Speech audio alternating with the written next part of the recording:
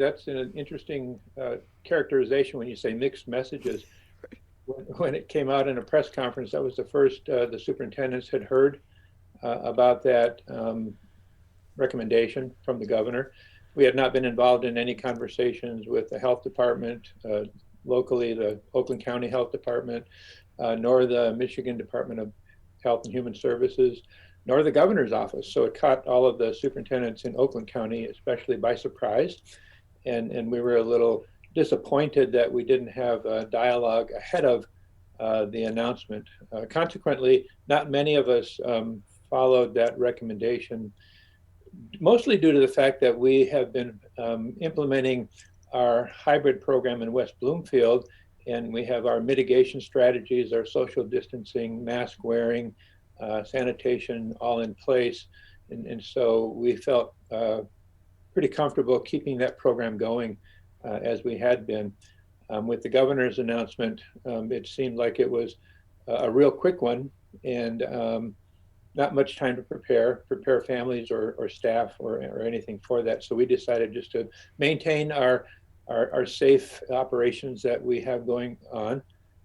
The one caveat is that it was during spring break, and everybody knows that families were traveling because of COVID fatigue and all of those issues. And we saw on social media the activities of a lot of our families and students. And so we knew there might be a surge in the outbreak following spring break.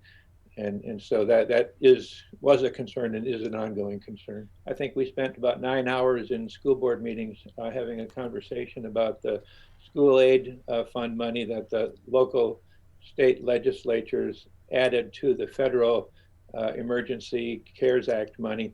And in West Bloomfield, we stood to gain about $1.2 million had we been able to put together a program full-time face-to-face or 20 hours per week of face-to-face.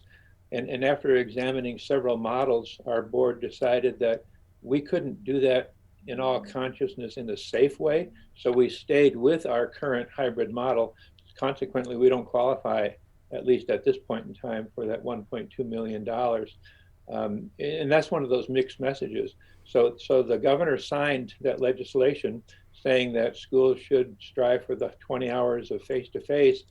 Then at the same time, she says you should pause instruction at the high school. Well, what does that do to that 20-hour requirement? The other interesting thing is the state has determined that we should keep our high-stakes testing, M-STEP, in place, and that's going on this week, actually.